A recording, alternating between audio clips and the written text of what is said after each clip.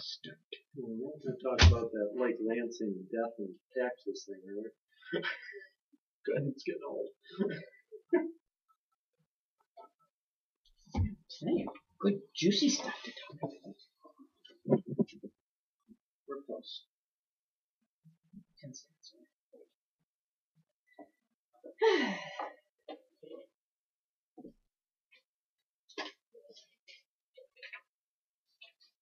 Yeah.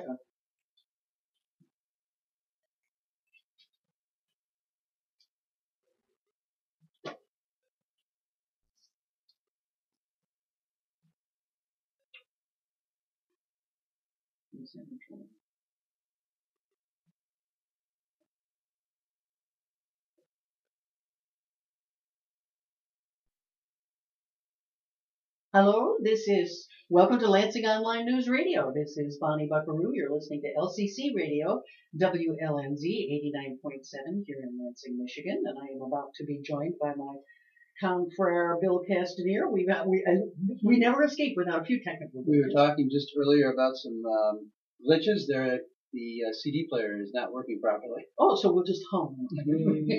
That'll be nice. Interesting. That'll be nice. It gets a little exciting too because LCC is on break, so periodically we're always afraid we're going to have to take a fire axe or something in order to be able to get into the studio. But that makes life enjoyable. It's a rainy evening here in Michigan. I must admit, Bill, that we went from scorching temperatures of 100 degrees a day to now about 70. We're talking about a 30-degree temperature drop, really, and it's just sort of spectacular. I'm watching my poor garden trying to adjust. Very Absolutely.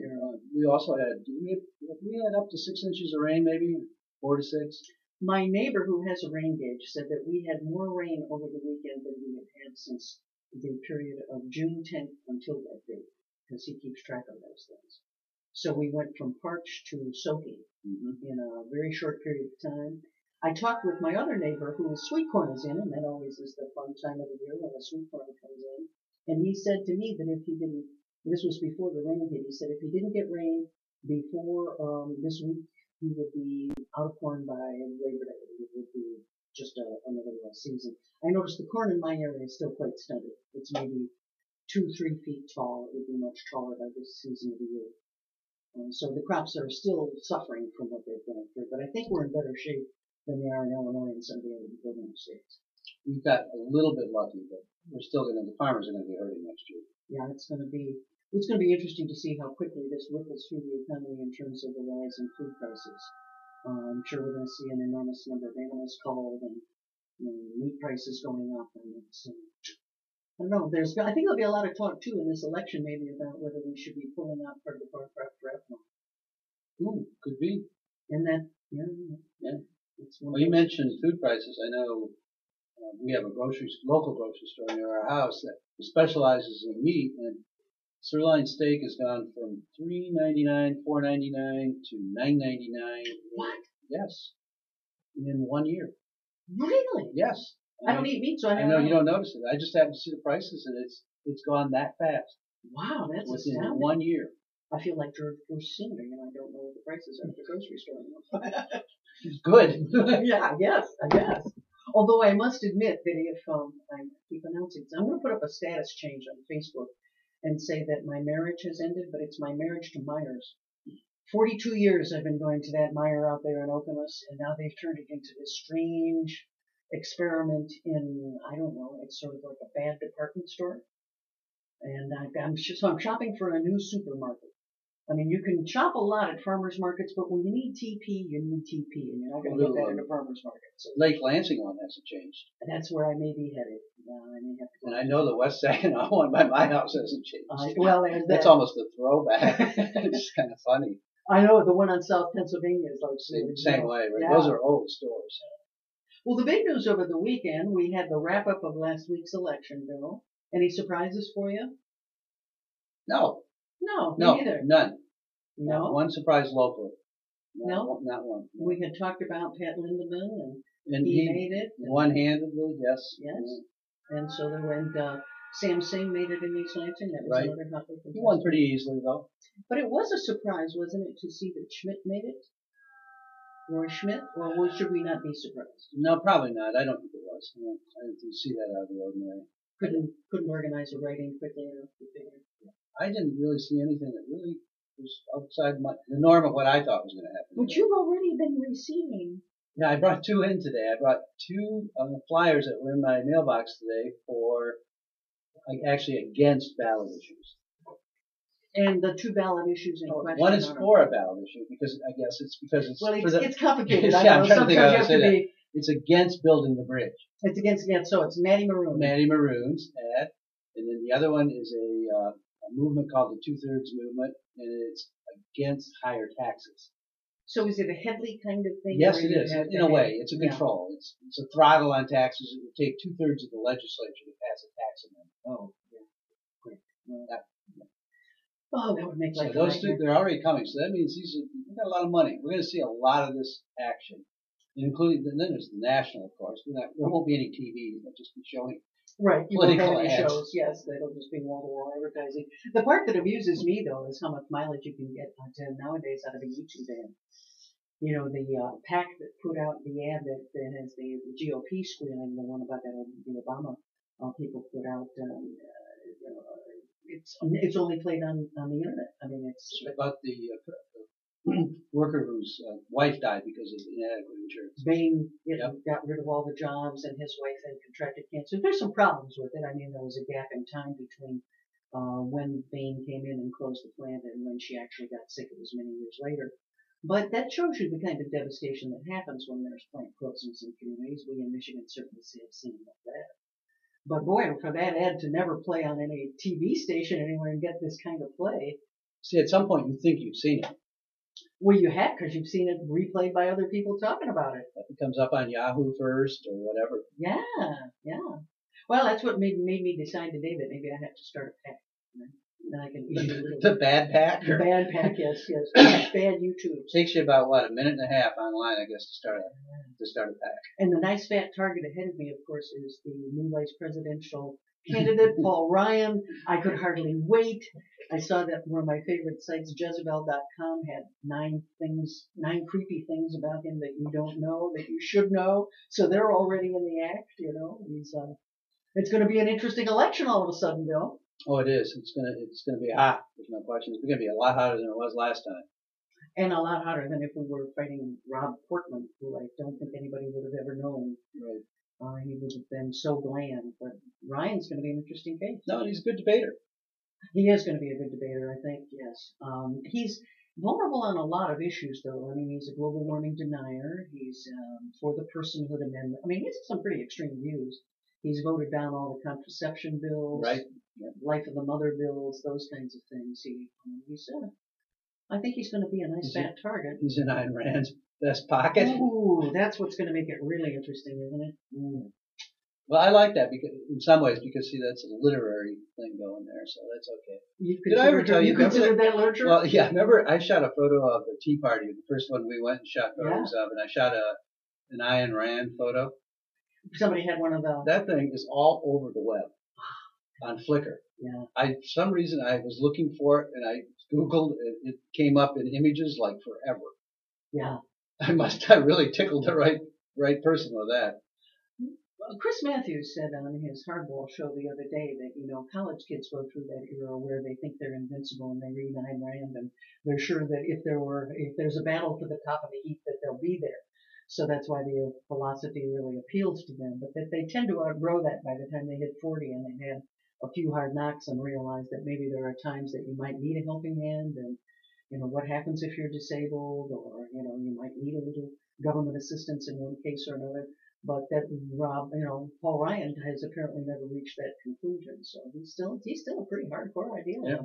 I enjoyed the author when I think it was in 7th grade. So yeah. For 1 year, maybe. Well, I used to do training. I used to do diversity training. And one of the case studies that I used to talk about, and I would suggest to people, well, let's use the name Earlene, and we'll talk about how maybe sometimes dysfunction is the reason you end up where you are in life. And I talked about Earlene's life and how she was raised by an alcoholic dad. And so, she kind of went to college, but she didn't really ever hold a job. So she married somebody that she thought was going to be, she wouldn't have to work. The problem was both he and his brother ended up shot to death on the street. Another one of their brothers ended up with a young woman dead under questionable circumstances. I mean, she miscarried. Just a horrible situation where you really have to say to yourself, boy, what a terrible life. And then I revealed to everybody, of course, that that's the life of Jackie Kennedy. And all too often we think that dysfunction is something that lands you in the lower socioeconomic strata. Sometimes it's money that makes sure you don't land there. So, there are lessons to be learned about giving people a helping hand when they need them. Yes, there are. We're be part of the debate. It will be a central part of the political debate this year. It will Presidency. be.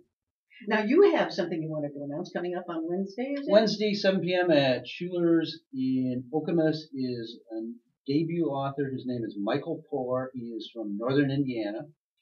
And he has written a book called Up Jumps the Devil, which is a play on the devil in literature, really. Oh, cool. And he's very clever, entertaining book. And he takes the devil through history, which is, a common literary device. But in this book, the devil is also intimately involved in a band in Woodstock. So, which one? All of them? It's just the devil takes the claim that he was responsible for Woodstock being a success. I see. He got all the crowds there. I see. But the band isn't really named. It's sort of a 3-member band with a lead singer, a woman whose name is Memory. But it's very clever. Very the clever. guy was very, very clever. Is there a panel coming up there as well? Oh, 50 yes. Shades of Grey? 1 week after that, on the 22nd, is a panel discussion. I think this is kind of gutsy for Schuler's on 50 Shades of Grey.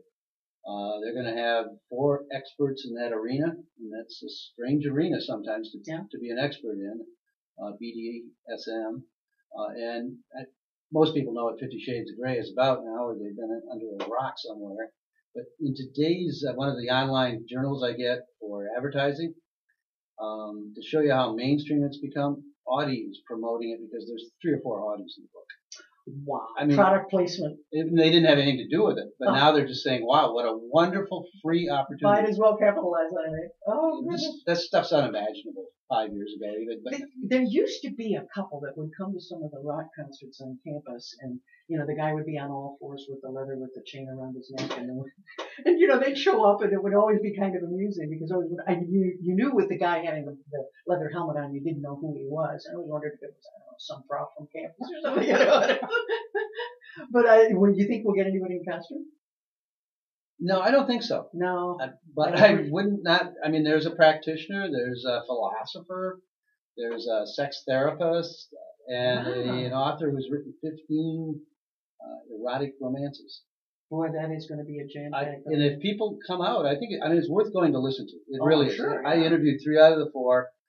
It was fascinating. It really was a fascinating. Everybody I talked to said, it all sounded really good until they realized, that stuff really hurts. Yes, that's in the book, and it's as everybody probably knows, it's poorly written. Yeah. The sex scenes are lame as heck. I'm still. But how many copies did it sell in 4 months? Okay, it sold in the U.S. 20 million. Okay, you can retire on that. Worldwide, it sold 40 million. And the ebook makes the author how much? 25%, and it sells for $9.99. So she's $2 on an ebook. She's made 40 million right there. Yeah. And I'm sure she's got some licensing right. Well, she got 5 million on a film right. She's doing okay. The films would be one you couldn't show half of. Oh, those ebooks, they're just a flash in the pan. They are. They're never going to be successful. Now, I'm trying to figure desperately how I'm going to make the segue here. Eric Schertzing will be really happy that the timing was such that we could have done the political move. And either one, you were done. We'll survive. But I saw your name on my ballot the other day. So you were running unopposed, Egan County Treasurer, here to give us sort of a monthly wrap-up on what's going on in the county with all the issues related to housing. What's happening. Well, there's always a lot going on There with housing. We're smack dab in the middle of the tax foreclosure and auction cycle, which has been a little bit more interesting this year. We've had 2 unlive people removed from tax foreclosed properties this year. Unlive? 2 dead bodies have come out of tax foreclosures. You mean they were discovered dead in the home when they went there to claim it? Oh, I didn't know that. Families or other folks involved. Oh. We've never had anything like that, so it really is a much Wow, that would tougher be a year. shock. The number of tax foreclosures were up. The number of occupied properties was up a lot. These were from natural causes? One was, and the other is an apparent suicide, Oh. either immediately before or a little bit after the tax foreclosure. But it's a process. We really use things like that as a teaching moment. I mean, there's a lot of estates that haven't been settled, a lot of mental capacity issues. There's a lot of people that really need the help of their family, and they don't get it. And people bury their heads in the sand as long as they can and avoid difficult situations. And the tax foreclosure really, usually not to that extreme, but all too often there's somebody that's elderly or has some mental capacity issues that eventually end up as hoarders or something like that, and get tax foreclosed. Oh, that's so sad. I think there was just a shooting at Texas A&M earlier today, and the initial report said it was someone who had been received an eviction notice last year. These things are so traumatic for people. The thought of losing your home is a very big blow. So you're right. It's an important time for family and community and everybody to come together and give support. Yeah. Eric, how does your agency choose which houses to auction versus which houses to rehab versus which houses to destroy? It's an evolutionary process. You learn from doing it every year. You'd like to think you figure things out in life, and if you figure out you haven't. We had a lot of resources coming from the Recovery Act, and we're able in the city of Lansing to take on an awful lot of renovation efforts. The demo properties really do begin to speak to you, when you can smell them from the sidewalk and when you go in. So they kind of sort themselves out. And then what we take to auction, a lot more stuff is going to auction this year. The land bank has 750 or so properties in its inventory. Even with more being auctioned, we're probably going to end the year with close to 1,000 parcels, just because the numbers were up so much this year. So there's just a lot of different factors that go into that. This is LCC Radio, WLNZ 89.7 here in Lansing, Michigan. We're talking with Ingham County Treasurer Eric Schertzing. Eric, one of the things I've always wondered about is if I wanted to bid at one of those auctions, I really need to be prepared before I show up. Is that right? I mean, I have to arrange financing and all of that beforehand. So how do I get educated about how to do this? Well, I've had Q&A sessions, and I've got a couple of them coming up next week. People can go online or call the treasurer's office and see when those are. We really do want educated buyers at the auction. Folks do get a little while, 14 days to settle, so it isn't cash on the barrelhead that day. Just got done with an open house today. For 2 weeks before the auction, we do open houses from 4 to 6 in the afternoon on a number of houses. We're doing about 30 of them for the auction on August 24th.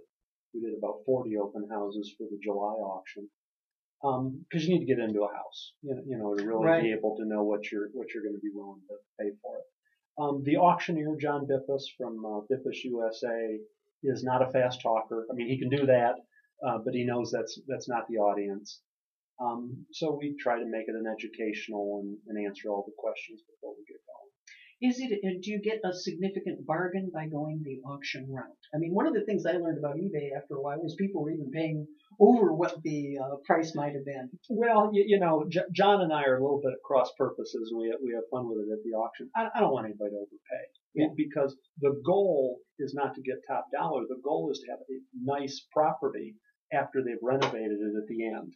The community, I'm not made any richer as a public official by having a rundown house that somebody can't afford to renovate. We sold 20 acres for 40 grand, and we sold a house for $5 grand. It runs the gamut. Wow.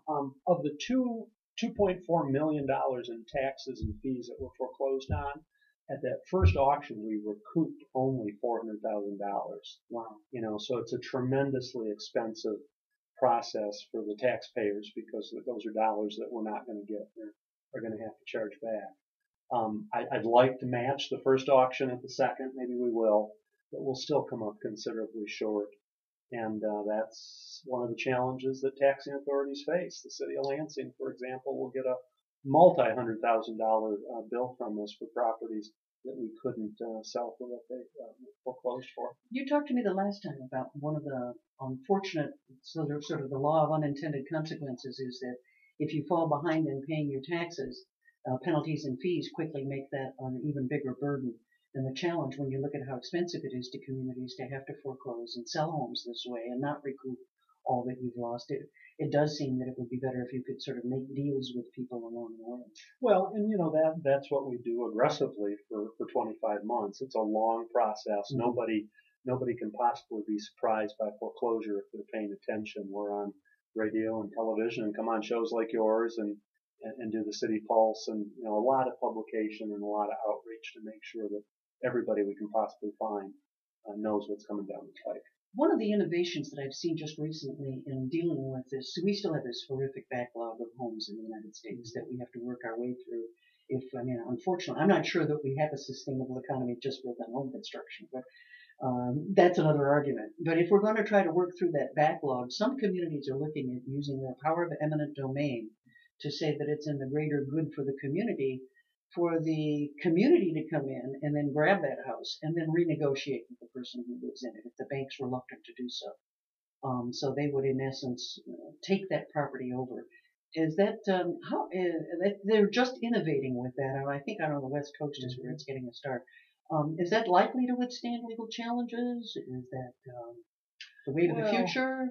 I think they're going to have some challenges with it. Those are 3 California cities. I've been trying to follow that in the Wall Street Journal and some other places to see how it works out there. Each state has slightly different constitutions, which make the doability a little bit different. It's a tremendous responsibility for local units of government to take on. I try to work closely with the city and the county to make sure that people are comfortable that we're positioned to take advantage of the opportunities that we should. But that doesn't mean you can do everything. The other thing is, of course, property values are vastly different between the West Coast and here. Yeah. I think the foreclosure crisis really started to hit here in 2005 and heavy in 2006 in Lansing. I think we're coming out of it a little bit faster than some of those other areas that came in a couple of years later. In California, you're not moving houses out of inventory for $10,000 like we are here. Yeah. A lot of people have taken advantage of that. Had a number of them, through the open house today. One of the backdoor neighbors to the house up on North High Street. He bought and fixed up a house for $9,000 a couple of years ago. And he's got friends and family from up in the Gaylord area that are interested in moving down here. There's at least jobs. I see. That raises a question for me. Is there a way to characterize the individuals that are winning these bids? What would you say? Is there a pattern? That's a good question. Well, a lot of it are investors, and that's a euphemism for a lot of different things. But a number of them are younger folks, and I think they're more community-minded than some of the bottom feeders that we've had in the past. At the first auction, I tried something new, which we had a little bit of success with. I put an owner occupancy covenant on those auction properties, and I know a couple of them sold to people that were looking for a house. One family that was homeless was living in their car, was able for $5,000 to get a decent house. And we're just tickled pink. And by putting that owner occupancy covenant on it, that kind of disincentivized an investor unless they were going to turn it into an owner occupant. And it encouraged somebody that wanted to buy a house to live in. So again, every year is a little different. We try to learn from it. That's a technique that the land bank has used on all of the 100+ homes that we've renovated and sold in the last 4 years, where we have a 20-year owner occupancy covenant. So we'll see how that fits with the auction process. I was fascinated the other day. I was seeing an argument that made, Canada has not had the economic difficulties that we've had or that Europe has had, which I think is kind of speaks well of them up there. They've done some things right. And one of the things it appears that they have done right is that they de-emphasized home ownership compared to the United States. And so they weren't hit by the housing bug and the housing collapse that we were. Home ownership in Canada is under 50%. And I know you had talked to me in the past that, the idea that somehow communities and neighborhoods stabilize if you have a higher percentage of homeowners may or may not be really true. We may be seeing correlations that aren't really cause and effect. And maybe we have to rethink this idea that the American dream involves owning your own home.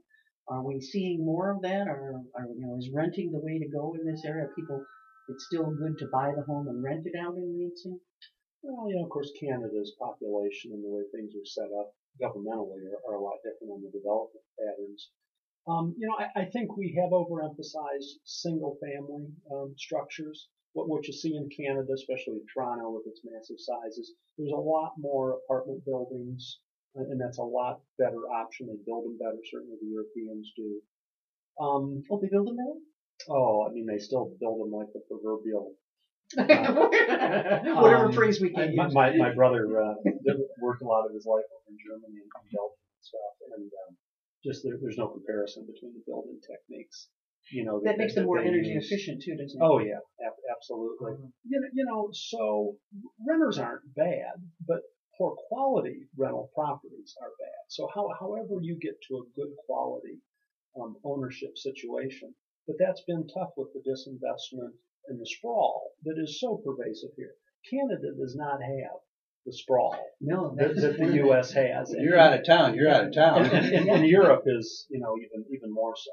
I think that's a big part of the difference. Was the part of that difference that they didn't have the Eisenhower era of building all the superhighways that connected people so that they could? Well, but the highway system, the Autobahn is, we stole it from the Germans. It's the rules for where you can build.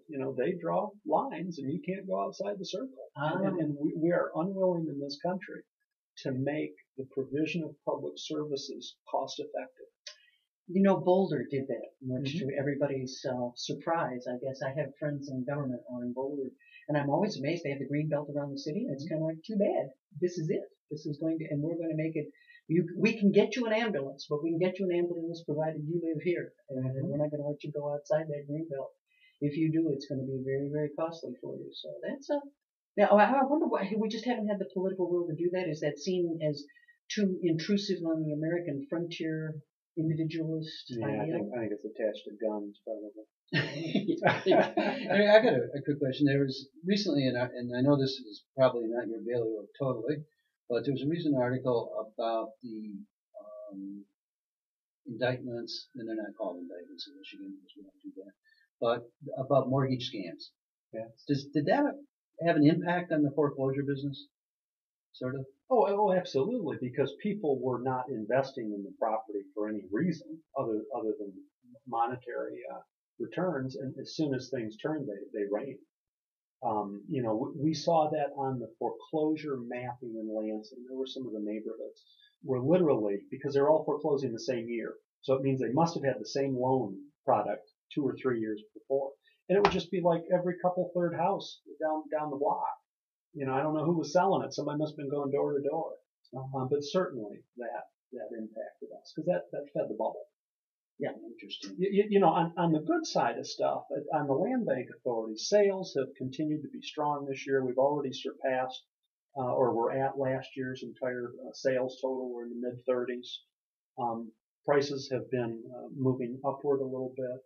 And I think that is really helping to begin to turn the neighborhoods around. That and the demolition of the blighted structures that just can't be saved. We've taken down almost 100 houses this year in the city. And sometimes the demolition of those that aren't so blighted. Bill's been involved with some preservation efforts. Well, that's not the land bank effort. We do get into some of those conversations.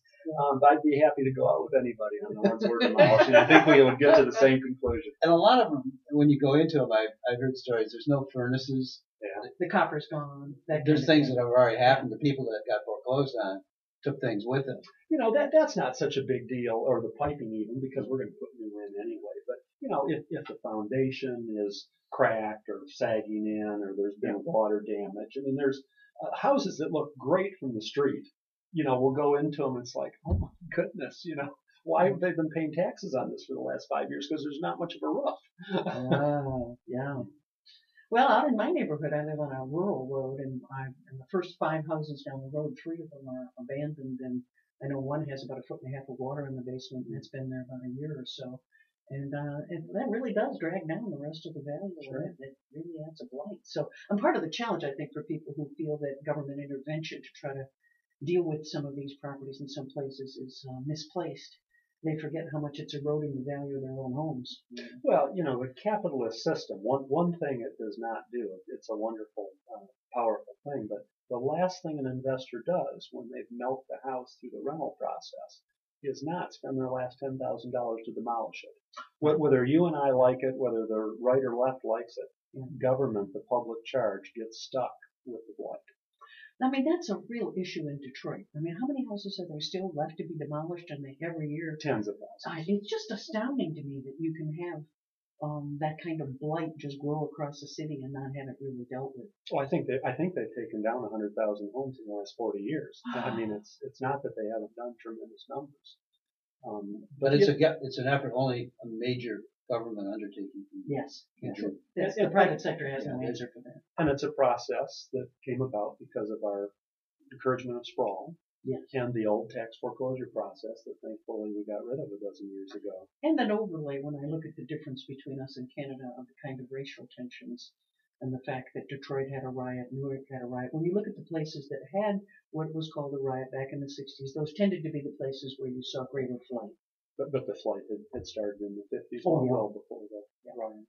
Yeah, that was like the exclamation mark. It really was, Right. 67. Yeah, and now we're getting to the point where we're going to be farming our cities instead of. Well, we do some of that here. You've got the Urbandale project. I love that. And we started a new one on the south side. Where's that? Webster Farms. It is south of Moffett, between Hughes and Pleasant Grove, so south of Jolly, down on the south end. There was 13 or 14 acres that I foreclosed on last year, and we cleared about 1.5 acres of it. There's 95 or so plots, all taken up, all looking beautiful. A lot of Bhutanese and so New Americans doing their native culture growing down. Oh, wonderful. Just a thing of beauty. Oh, that's got to be gorgeous. I've got to go down there with my camera. You got to go video. I know, really yeah. Interesting. Yeah. Is that handled by the Garden Project? Are they working on that with you? Or? South Lansing Community Development Association, Kathy Dunbar's group, and then the Food Bank Garden Project comes into all that stuff. Fantastic. And the Land Bank has its own garden program. Anything else new going on that we ought to know about that's happening with our gardens around the city and our homes around the city? We're going to have our fall showcase the fourth weekend in September. That people can see that on the website. Just always a lot of good things. One question I've had for you. I had gone to one of the presentations that Curtis Hertel, the Registrar of Deeds, had given, and he talked about the challenge with the robo-signing that went on with a lot of the homes. I was thinking about it the other day. Somebody had made the argument in a book that I was writing that you can't have a capitalist society unless government, one thing you need government for is to be able to say, this is my patch of land, and the state will defend it. They'll defend its borders and say, yes, this is your land and you have a deed and all of those nice little bits of paper. If it is really true that so much of this paperwork went through in a dubious manner, are we ever going to be able to work out of that? I mean, it seems to me to be just a fundamental lack of confidence in government to be able to maintain it. Contracts shouldn't only work where I'm held to the contract and I have to make my payments, but the people on the other side get to bend those rules. How do we correct that? Well, we could have more rules to safeguard against some of that. But, I think that was just a bubble that happened and that we're not going to be prone to go back. You think we're free of another real estate bubble? No, but it'll probably be a while. People's expectations. I mean, we went to war and we were told to go shopping. I mean, the whole mind frame of the country really got pretty intoxicated with where we were. And so I think we're going to have a generational readjustment, just as was true with my parents coming out of the Depression. They were different people for the rest of their life. And I think the people that have gone through this are going to be different for the rest of their life. And not in the bad way. It's different. I mean, it's a challenge. But I think people learn quite a bit. We had a cousin in the family who was one payment away from owning their own home, couldn't make it in the Depression and lost the home. As after all those years of paying, to lose it on the basis of one payment, when people were that broke that the rest of the family couldn't even help to bail them out. And it's a sad kind of thing. So each generation does learn their lessons. I just hope that the rule of law really ends up being the rule of law. I'd hate to think that we would go through another era as we have been with all that housing bubble exploding. How much longer before Lansing works through its backlog? Well, the number of mortgage foreclosures has been going down in Lansing for 3 or 4 years. Pretty good sized drop last year, and it looks to be dropping off more this year. There's always going to be problems. There's been demolition activity in the city for the last 40 years. If our population doesn't come back a little bit, that's going to continue. One of the neat things about the land bank sales, I go to all of the closings, is about a third or so of the people that are buying those houses aren't Lansing residents. I mean, they're coming in from outside the city and outside the county. Last week was a woman from Hazlet and a couple from out of state. Are housing prices stabilizing, do you think, now, or even on an uptick? I check Zillow every once in a while, and they look to be fairly stable. Well, the realtors that are active in the market thank us and appreciate it because our properties are showing up in the comps, are helping to move the market up. Again, when you're selling 30 or 40 homes in a community, that starts to add up, and we're getting 80, 90, 100,000 on some of the larger homes. And you haven't seen that in a while. No, that has been a while. Well, it's good to hear from you, and I hope you'll be back next month to give us another wrap-up. We really appreciate it. Yeah, we appreciate it. Ingham County Treasurer Eric Schertzen with a monthly wrap-up on the housing in Lansing. I think Eric's talked me in to go to an auction, not to buy, but maybe to observe.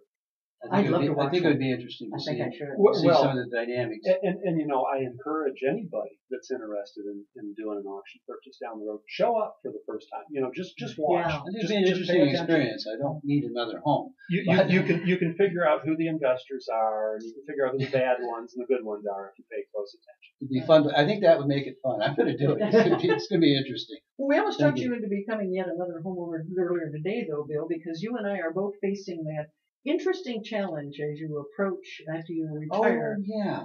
And it turns out that some people, one of those, just a little thing for all older listeners out there, when you get to be 69 years old, you have to start planning pretty quickly. You better plan before that. Because if you don't start pulling the money out of your retirement account by 70, then the government will tax away part of it. You've got to have a plan in place, and you got to tell them how many years. And when you saved in IRAs, you thought you were a really good little bunny. Yes.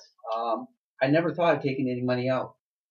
Well, my plan was not to do that. Yes. But now all of a sudden you discover that you have to do that. If you don't have a Roth IRA where you pay with a Roth, you pay your taxes as you put the money in. If you have a regular IRA, then you have to start withdrawing it at 70 in regular increments every year in order to be able to get the government its share of the taxes. And that's always a surprise to people who I don't think they're planning on having to do that, having to pull out any principal. Right. I, for some reason, just overlooked that. I'm not quite sure. Yeah, well, they get you one way or the other. The only thing we're both of us want an answer to is how it is that Mitt Romney has an IRA worth, if not millions, hundreds of thousands of dollars. It was self-directed, and he had bought some good stocks, I think. Apparently so. Like maybe he devalued them a little when he put them in. It's hard to say. I think that's going to be part of the discussion now, the investments that are sort of hidden away. I was amused to find out today that Paul Ryan says he'll be releasing 2 years of his tax returns, that he had to give many more than that to the campaign to be vetted, but that he's going to release 2. Same ones that probably his boss. But he doesn't have quite as much as his boss. No, I don't think he's a wealthy man. No, although he did come from privilege, although his father died young. Yeah. But, well, he went to school in Social Security. Yes, he did. Yeah, so. Somebody pointed that out, which he will be busily dismantling if he gets his way. What an era. This is a very interesting era, Bill. Well, we are here, and we are joined. Do you want to do the intro? Sure. Joining us is our president of the Greater Lansing History Societies. Historical or historical? And I have trouble with that. I always say that. We should change our name. And Valerie Marvin is busily preparing for the annual cemetery tour. And I know that sounds a little ghoulish. No, they were foreclosed upon a long time ago. Yes. But they are. I went to my first one last year, and it's tremendously interesting. The cemeteries tell the story of the history of Lansing. Well, they do, yes. I mean, some people would consider that either morbid or ghoulish. It's not morbid or ghoulish? I don't think so. And for example, tell people what a cemetery tour entails. A cemetery tour is generally a bunch of folks who are interested in history, interested in families, genealogy, those of us who spend our Saturdays in dusty library basements going through records. And we get together and we talk about some of the interesting people in the community, some of the contributions they made, what was happening in Lansing at the time that they lived here, a little bit about the cemetery, why it exists, why it is, where it is. We try to explain some of the mysteries behind big tombstones that sort of loom over everyone. In a way, you could think the big of it mausoleum built into the side of the hill on Mount Hope. I always want to know about. You could kind of think of it as a just different sort of discussion about real estate and property that you purchase. Yeah. Well, as they say about cemeteries, people are dying to get in. Mm-hmm. This year, what I found interesting is, I don't know if it started that way, but it became really a theme. The people the individual sites that they're going to go to this year really have a theme that relates to sort of the growth of Lansing from 1900 to mid-1950s. So tell us a little bit about cemeteries each year? Yep. For many years, we did our cemetery tours at Mount Hope, which of course is beautiful, but there are a lot of other cemeteries in the area that are definitely worth talking about. This year, we're going to Evergreen, which is just east of Mount Hope. The address is 1709 East Mount Hope Road. And Evergreen was actually created in the 1930s as Mount Hope was starting to run out of space. It became the next big city cemetery, one of 3 the city still owns today. And I went out just one evening this summer and just started wandering around through the older section. And I'm not from Lansing originally, but it was really interesting how many names I recognized. And so I did what any historian would. I went home, I Googled them, I looked them up on Ancestry.com, and I said, who are these people? Yeah, there's an Otto buried over there, and I know there's an Otto Middle School, but how does that fit together? Who was he? What did he do to get a school named after him? There were business names that I recognized. And as I started to research these people, I discovered that there's this whole group in the cemetery of people who were coming to Lansing in the early 20th century. From all over, from other cities in the state, from other states. One of the people we're going to talk about, one of the women was actually born in England and ended up in Lansing. And they were just all being drawn to Lansing. It was a time when the city was growing. Mm-hmm. Yeah, that's when people were moving into cities and off the farms. So many of these people, though, if you look at the census records, grew up on farms. Mom was a housewife, dad was a farmer. If they were lucky, they owned their own property and had a little bit of money in the bank. But these were people, many of them had the chance to get an education. They were the first college educated people in their family. Mm-hmm. And they did what every modern person was doing. They left the farm behind and they moved into the city.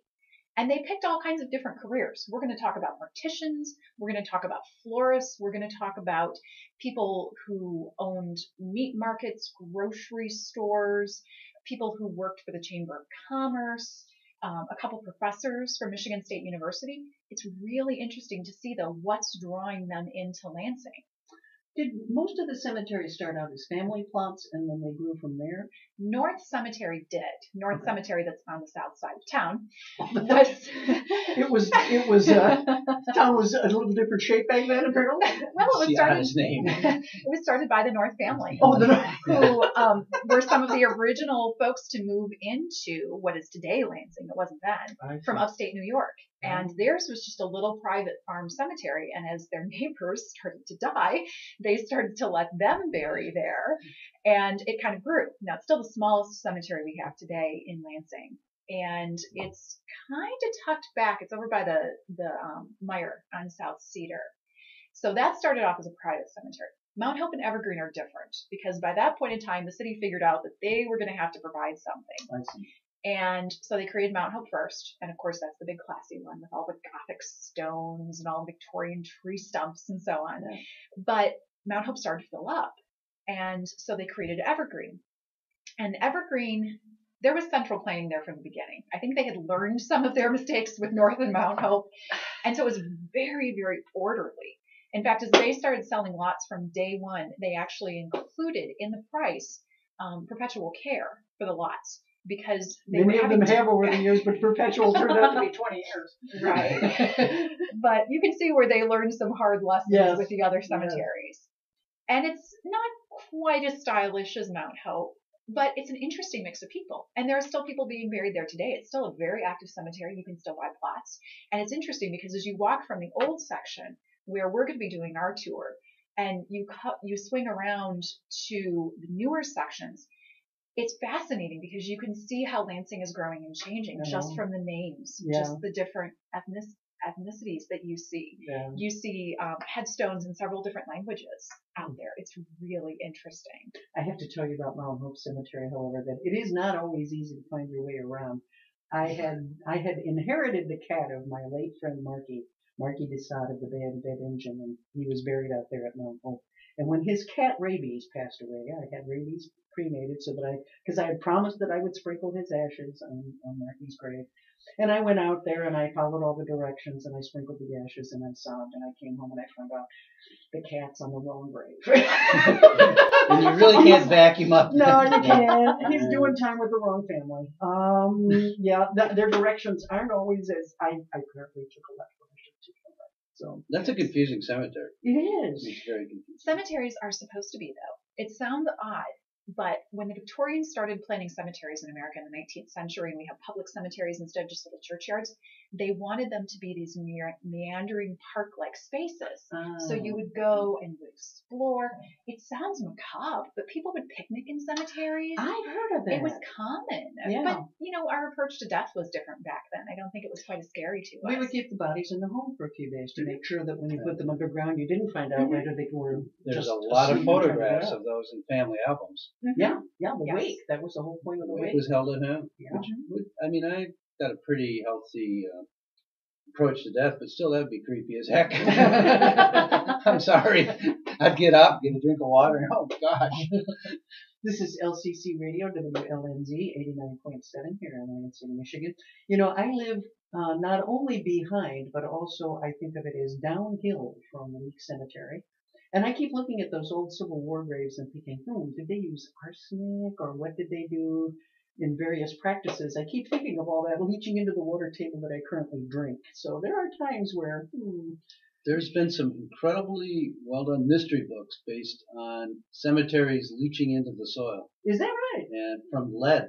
Oh, the lead from soldiers. Ah. And I think that was probably based on something that actually happened.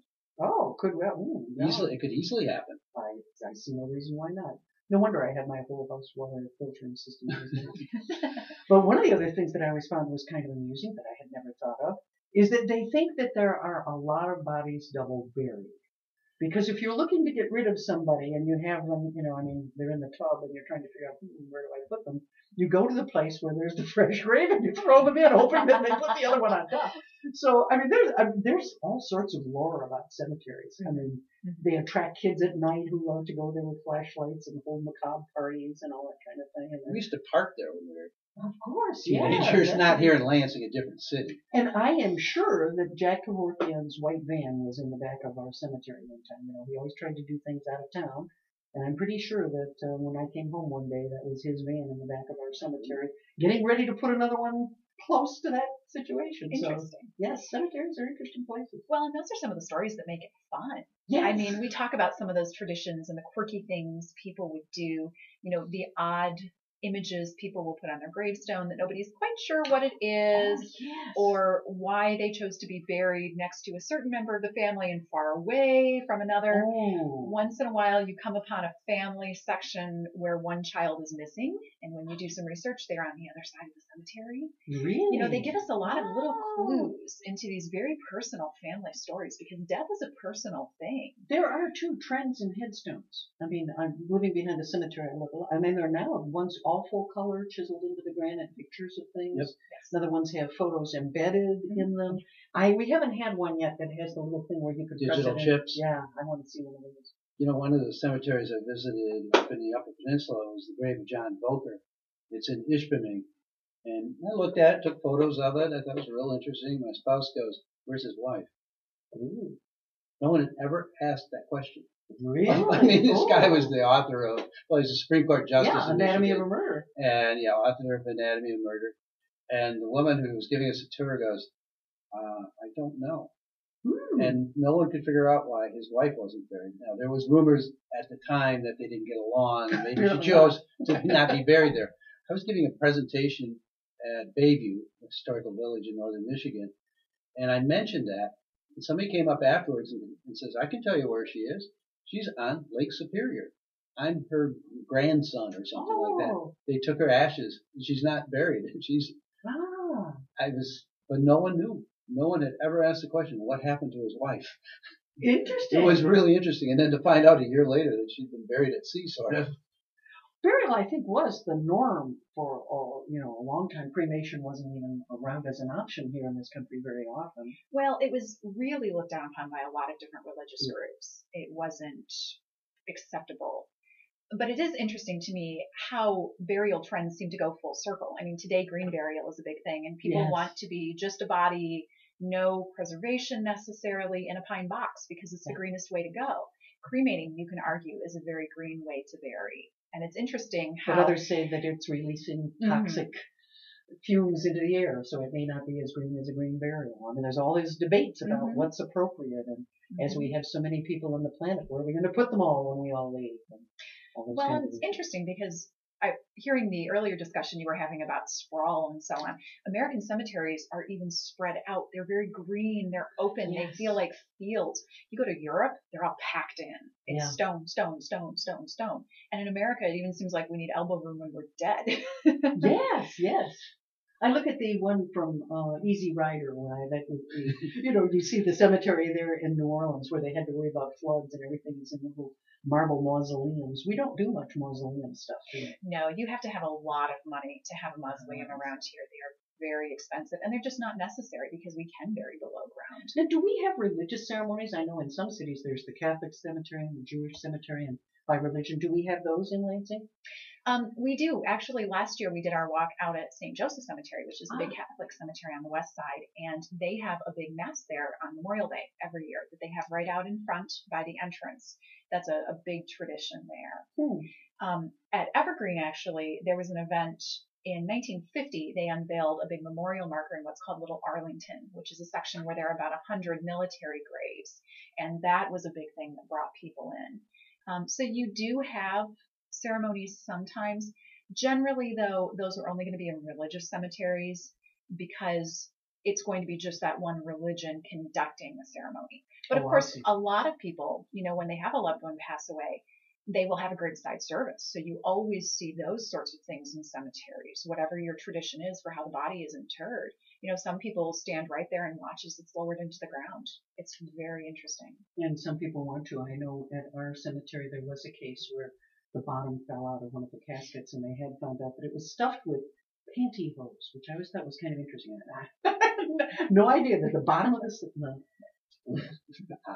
little odd. I'm sure there's all kinds of that kind of modern stories about. Barry, when is this? Because we failed to mention that it's Sunday, but the time. It's this upcoming Sunday. It'll start at 2:00. When you come into the cemetery, there will be someone there to direct you to parking, but just basically find a spot. We're going to meet at Little Arlington, which is where the big war memorial is, right towards the center. And then we're going to visit about a dozen graves. And I'm sure a lot of people will recognize some of the names we're going to stop by. The Van Penen family that founded Hyacinth House. The Vandervoorts that had a hardware and sporting goods store downtown that was legendary. I think every kid that ever played for a school team in Lansing bought a uniform at Vandervoorts. Interestingly, talking about death, we're going to talk about the Ledley family, as in Estes Ledley Funeral Homes. He actually was an embalmer at one point in time. So that's sort of the family business. Paul Lepke, who was fire chief in Lansing, he actually, when he was young, went out and helped clean up the Bath School disaster in the 1920s when that blew up, and was very involved in the community. We've got a couple scientists, a man named Theodore Rich, who has this huge stone. He was actually involved with trying to eradicate bovine tuberculosis in Michigan, of all things. He worked for the Department of Agriculture, Yeah. and his studies are still online today I that you actually can looked at find. some of those. Did you? Yeah. We've got a couple MSU professors. John Hutton, who was very instrumental in forming the veterinary school at MSU. And he's, again, an example of somebody coming in from outside. He was from out of state, went to school at OSU, actually, in Columbus, and then moved up here and was very involved with really getting the vet school off the ground. Charles Sproul, some people may remember That's a familiar Sproul's name. They had a store downtown. Oh. It was women's wear. And again, he and his wife Hazel moved in from out of Lansing, saw a market here and said, Lansing's growing. We want to be a part of this city. So they moved here, hung out their shingle, and became a downtown institution for a long time. That's the cemetery that's not far from Fenner, I believe. Yes. Right. Okay. Yeah. Right. Very close. Okay. Right. We'll be out for about an hour and a half, probably, about 2 to 3:30, and we're supposed to have nice weather. You'll want to wear your walking shoes if you come, and you're welcome to bring a lawn chair. Are you doing the? I will be one of the presenters. There are about a half dozen of us who are going to be presenting. Jesse Lasorda, who's very involved with some of the area genealogical societies. David Voda from the Capital Area District Library. A few of our volunteers down at the Capitol are going to be presenting. And we're just going to have fun. We're going to talk about some pretty neat people. We're going to tell a few stories that might raise a couple eyebrows. Interesting. Gossip about the dead. They are fun. I was surprised, and especially at the Catholic cemetery. I learned that someone who was married outside the church could not be buried, and they had a separate plot. So a husband and wife, you couldn't in a period of time, could not be buried together. You were literally on the I other was side of raised the Catholic road. and did not know that. Wow. Well, I remember when my grandfather died because he was a suicide. There was we had to keep that very quiet, so we sneaking into the Catholic cemetery where he wanted to be buried. And there's definitely rules. One of the things that Barry mentioned is the importance of cemeteries for genealogy, because all the genealogists I know ultimately end up in a cemetery. I mean, literally and figuratively, because they go check the grave, double check things, or to find some things that it's amazing some of the things you can find. People do some gravestone rubbings out at the Lake Cemetery because the gravestones go back so far. The hard part is that sometimes, they get tipped over either by vandalism or by who knows what, and it's hard to preserve some of them. And that's another reason we like to do this every year and go to different cemeteries, because it raises awareness. Yeah. When people are in the cemetery, when they're there spending time, and when they're there for a good reason and not because they're grieving, they look around and they notice if the cemetery is not being taken care of. It opens people's eyes. It's expensive. It is. I mean, it is. It is very expensive to do upkeep. That's why cities end up with some cemeteries sometimes that were started out as private entities. Right. Yeah. Pre-arrangements of those kinds of things can help too. So. One of the things I really enjoyed about, I guess if you could say this about a cemetery, first you're outside. Yeah. They are beautiful. But it's a sense of history you don't get anywhere else. Yeah. For some reason, it just provides a whole different outlook on history. Well, and they're kind of one-stop shopping for local history, because you have all of these incredibly interesting people from all different walks of life suddenly in this one little space together. What I noticed in ours, especially as you get closer and closer back to that Civil War era, is that you will see a man, he may have 2 or 3 wives, and then you see a lot of little gravestones for the kids that didn't make it too far. We see, child bed fever was very common back then, and you lost your wife, you lost the child at the same time. It really does tell you a lot about family structure and how lives have changed over the years. Well, and a lot of cemeteries, when you see children's graves, you'll notice that the graves don't even have a name on them. It's just Baby Smith or Baby Jones, which may indicate that the child was not even full term when it was born. On the other hand, though, I think it says something about how common children's deaths were in that era, that you just have Baby Smith, Baby Smith, Baby Smith, sometimes 3 of them together. It's kind of sad, because when you walk through those sections of the one of the more common headstones in that era were little baby lambs, and it would just have the name, the family name, and you knew that was a child's grave. It was a very difficult time to have a family. Certainly think was. about it. We all think we have it difficult now, but when 3 or 4 of your kids died, you didn't make it to 17 Michael Lacey or more. Michael Lacey had a fantastic book called Wisconsin Death Trip. Oh, I've seen that. Yeah, he had run into the glass plates from a photographer who had taken pictures of so many families, especially during wakes, and he also took clippings from the local newspapers of the time and showed how sad life was for many people, how tough it was. Yeah, I remember the woman who committed suicide by eating the sulfur heads off matches.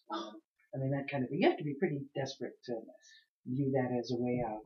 It's interesting though, because visiting cemeteries and funerals are also gathering spaces. We had a family come last year that had some family buried in St. Joe Cemetery, and they talked about a family reunion that they had wow. from a wake that they had. Well, it's when all you too see often people. that's when we get together is at births and deaths. So glad to have you here. Thank you. And 2 o'clock on Sunday. Thank you very much. This is Lansing Online News Radio, WLNZ 89.7 here in Lansing, Michigan. Make sure to join us next Monday night. We'll have more guests and be talking about voices from the Lansing community. Thank you.